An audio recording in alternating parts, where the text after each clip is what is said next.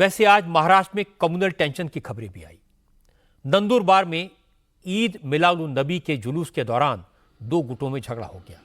जमकर पत्थरबाजी हुई, जिसके बाद से पूरे इलाके में तनाव का माहौल है। असल में नंदुरबार में ईद का जुलूस निकाला जा रहा था। जब जुलूस हिंदू बहुल मालीवाड़ा इलाके से गुजर रहा था, उसी वक्त जुलूस में भड़काऊ नारेबाजी शुरू हुई। इसके बाद आसपास की दुकानों पर पत्थरबाजी हुई। इलाके के लोग नाराज हो गए और दूसरे पक्ष ने भी पत्थर फेंकने शुरू किए। भगदड़ मच गई। हालांकि पुलिस फोर्स पहले से तैनात थी, इसलिए हालात बिगड़ते उससे पहले ही पुलिस एक्शन में आ गई, मामले को शांत कराया। क्योंकि आज जुमे का दिन था, इसलिए पुलिस ज्यादा अलर्ट थी। सुबह से ही पुलिस ने पूरे शहर में पेट्रोलिंग की थी। ड्रोन की मदद से सेंसिटिव इलाकों पर निगरानी रखी थी और लोगों से अपील की थी कि वो अफवाहों पर ध्यान न दें। नंदुरबार के एसपी ने बताया कि सीसीटीवी फुटेज और मोबाइल वीडियो के आधार पर पुलिस ने 109 पत्थरबाजों की पहचान कर ली है। इनमें से 55 आरोपियों को अरेस्ट भी कर लिया गया है, जबकि 54 आरोपी फरार हैं। इन सब के खिलाफ सख्त कार्रवाई की जाएगी। नंदुरबार शहर में जो घटना हुई, दो समाजों के बीच में जो तनाव का परिस्थिति निर्माण हुआ, इसमें attempt to murder, assault on public servant on duty, rioting और relevant sections of prevention of destruction of public property, इसके अंतर्गत गुना दर्ज किया गया है।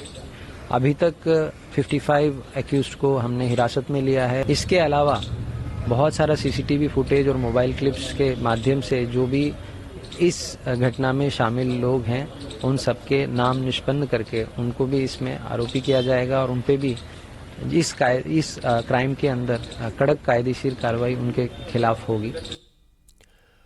महाराष्ट्र में असेंबली इलेक्शन इसी साल होने हैं, इसलिए नंदुरबार की घटना को विपक्षी दलों ने सीधे चुनाव से जोड़ दिया। क्योंकि हिंदू बहुल इलाके में झगड़ा हुआ था, इसलिए महाविकास आघाड़ी की सभी पार्टियों ने इसके लिए बीजेपी को जिम्मेदार ठहरा दिया। महाराष्ट्र कांग्रेस के अध्यक्ष नाना पटोले ने कहा, चुनाव को देखते हुए महाराष्ट्र में जानबूझकर माहौल बिगाड़ा जा रहा है ताकि पोलराइजेशन हो और बीजेपी को उसका फायदा मिले। महाराष्ट्र में कानून व्यवस्था कहां बची है? मुस्लिम हिंदू, बौद्ध हिंदू, ये प्रक्रिया तो उन लोगों की है ही। पार्लियामेंट में हारने के बाद अब महायुति को डर पैदा हो चुका है कि हमारी सरकार अब नहीं रहती है। और उनके भी सर्वे के अंदर में हमने देखते हैं तो उनका सर्वे भी 100 के अंदर है, बीजेपी और उनके साथी। तो उनको पता है, तो विभाजन कर हम लोग सत्ता में आ सकते हैं कि ये कोशिश कर रहे हैं। जिस तरह से डराने का, धमकाने का, किसी के ऊपर हमला करने का जो काम कर रहे हैं, ये नहीं चलेगा। लोग समझ चुके हैं, इनके दाव समझ चुके हैं, लोग इनको जवाब चुनाव में देंगे।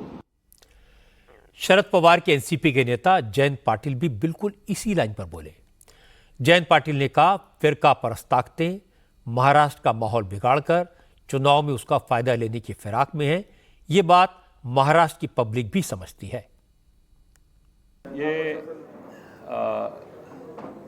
बहुत जगह जानबूझ के कोई वातावरण निर्मित का प्रयोग कुछ लोग कर रहे हैं और जानबूझ के फिरका परस्त ताकत दो कुछ काम करने की कोशिश कर रहे हैं। इसका असर ये हो रहा है कि कुछ जगह तनाव निर्माण हो रहा है, जो चुनाव के लिए इस्तेमाल करने के लिए कुछ लोग प्रयास में हैं। और इसीलिए जो घटना हुई है उसके डेप्थ में अगर जाएंगे और वहाँ के लोगों से बातचीत करेंगे तो आपको वो बताएंगे ये होने वाला ही नहीं था, हम कभी ऐसे सोच ही नहीं रहे थे, लेकिन कुछ लोगों ने जानबूझ के ये निर्माण किया है। महाविकास आघाड़ी के तमाम नेताओं ने बार बार बीजेपी पर निशाना साधा, ध्रुवीकरण का इल्जाम लगाया, लेकिन बीजेपी ने इसका कोई जवाब नहीं दिया।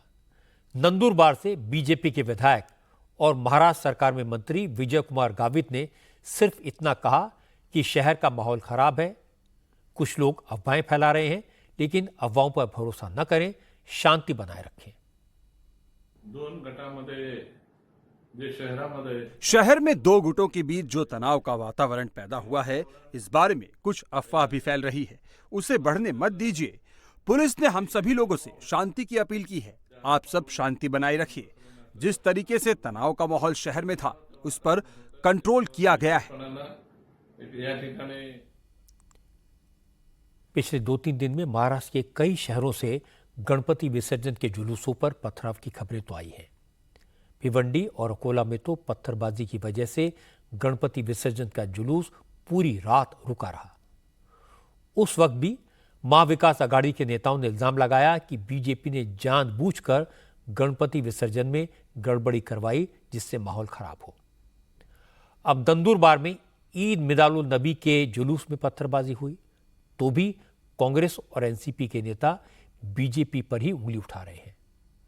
कुल मिलाकर मामला सियासी है, चुनाव का माहौल है, इसलिए महाराष्ट्र के लोगों को ज्यादा सावधान रहने की जरूरत है। उन्हें अफवाहों से बचना चाहिए।